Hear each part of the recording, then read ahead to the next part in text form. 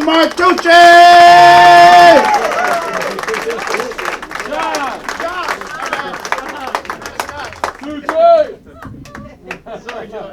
Yes, it is John.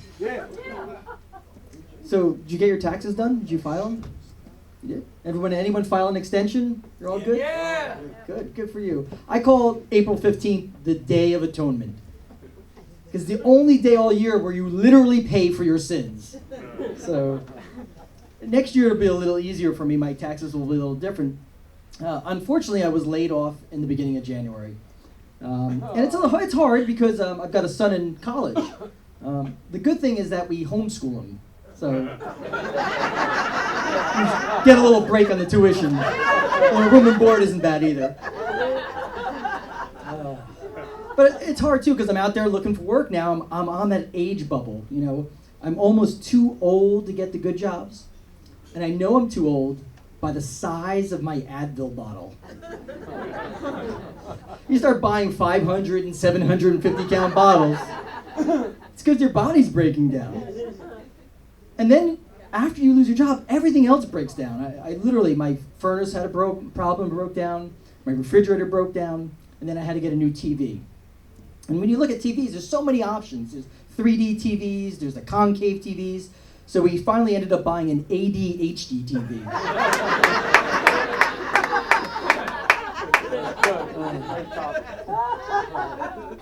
Every 30 seconds it changes channels.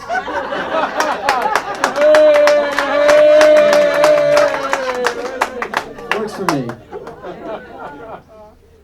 But it's difficult, you know, and I was working in New York, and I like New York and all, but I'm kind of had it with New York. And the thing that really broke the camel that broke the straw for me was I was driving back from New York, and on the Henry Hudson Parkway, literally the last sign you see before you cross the GWB and get onto the bridge, says I-95, GWB, New England. And literally, it completely skips New Jersey. I mean, we have 9 million people, a 400-pound governor, and we're invisible. Doesn't make any sense. And when you get over the bridge and you can buy an Italian-style hot dog, what part of New England are you in? Cape Cannoli, I guess, is probably the answer. I'm not sure. But I'm Italian. I'm from New Jersey. When I speak to people who are out of state, sometimes they'll say, "Oh, are you like the Sopranos?" And I explain, no, my family's, I guess we're more like Goodfellas. We don't have any Petey's and Paulies, so really I'm more connected to like Henry Hill. Because I married, I'm half Italian for one thing, and then I married a Jewish woman, dark hair, named Karen, just like Henry Hill. And the one big difference is Henry Hill would go out at night and kill people. And tonight, I'm the one who's dying. Try to get through it. But my father is Italian, you know, his name is John Thomas Martucci, but the secret is that's not his real name. He changed it. It was too ethnic, too Italian. His real name is Giovanni Festivali Martucci. That's a name, right? That name is so Italian that if you wrote it down on a piece of paper right now and crumpled it up, it would start dripping olive oil. That's how Italian it is. And my name is John Christopher Martucci. It's just, you know, plain, bland. And I always wanted a more adventurous, creative, crazy name. And I'm a big fan of Quentin Tarantino. So when he did his movie Django Unchained, I thought, I'm going to call myself Djohngo. I thought it was brilliant. The problem is this D right here. People see that and they get all messed up. And they started pronouncing it Djohngo. So instead of sounding all hip and edgy, I sounded like a fan of French mustard. So it didn't work for me at all. But my father's family is all 100% Italian, and my mother's family is 100% WASP. So I was raised Presbyterian and Italian. So I had all of the guilt, but no one to confess it to.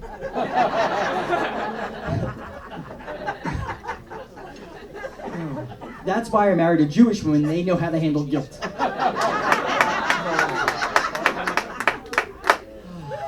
And my wife's family is all Jewish. I went to visit her brother, my wife's brother, who is a nice lawyer, married to a nice doctor, and they live in Scarsdale. So they're 200% Jewish. It's hard for my wife to compete with that. And I was nervous because I hadn't seen them in a long time since I'd been out of work, and I was wondering if they were going to finally ask me when I was going to start my landscaping business.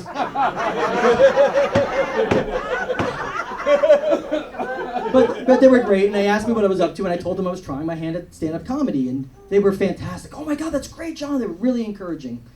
And on the ride home, I thought about it, and I realized on the Jewish hierarchy of careers, number 1 is definitely doctor, number 2 is definitely lawyer. But it turns out number 3 is comedian. Right above rabbi. Because if you know any rabbis, they're all failed comedians. So my wife's family has been great. My wife is great, of 22 years, Karen. She's so supportive that she didn't come here tonight. So I could talk about her. And my 2 sons are here tonight so that ensure that I don't talk about her. But I can buy them off, so I win. But no, and so my wife's family has been great. Everyone's been good. You know, my son is in college. He's thinking he's an English major, but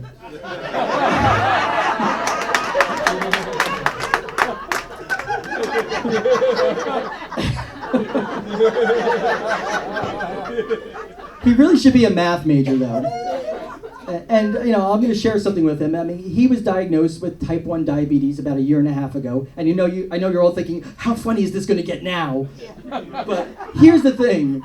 There is so much math involved in diabetes. I don't know, does anyone know anyone or is connected to anyone with diabetes? All right, I'm just going to pretend you're all waving your hands wildly. Thank you. Here's the thing.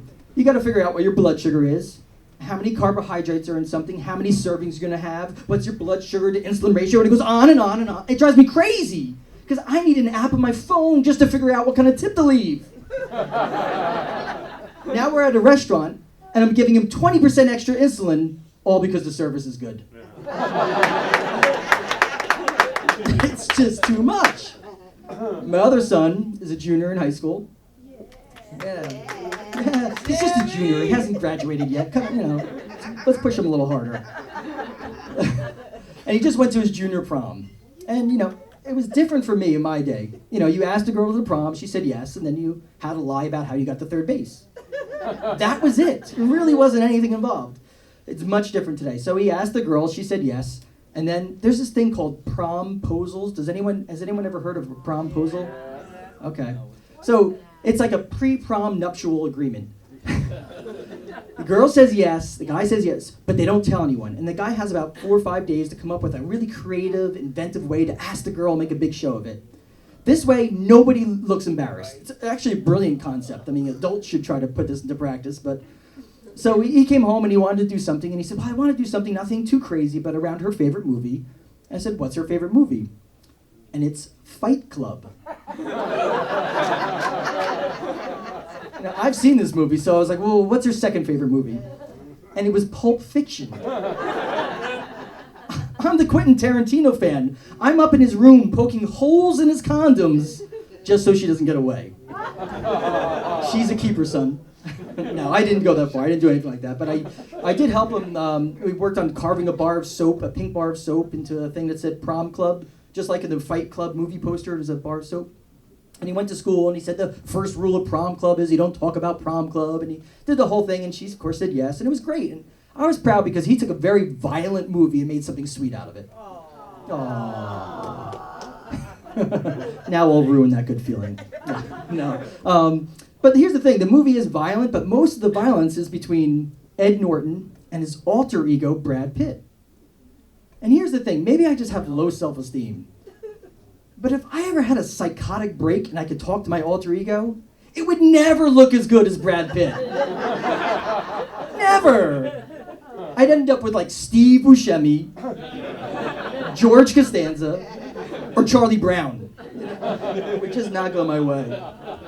Oh. But my junior prom did not go as planned.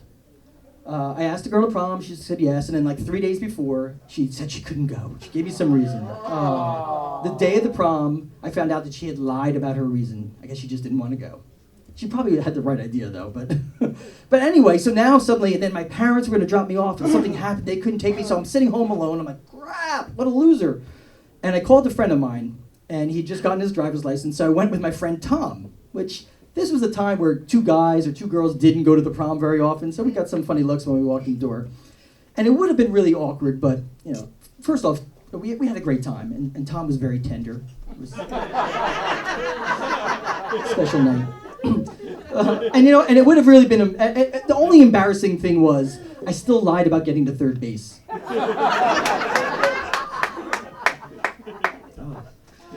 A few weeks ago, I was on stage, you know, practicing on an open mic, and when I got off stage, another comedian said, John, I want to give you a little advice, just something I saw about your stage presence. When you're on stage, you appear mentally unstable. Literally said that. I thought about it for a while. I was like, wow. I said, you know, I think my problem is with the word appear. You don't know me very well. Because I am very mentally unstable and emotionally unstable, and you probably shouldn't have said that when I got off stage. But I appreciated his feedbacks. God rest his soul. Anyway, I appreciate your time tonight, too. Thank you very much for coming out. Thanks for supporting live comedy.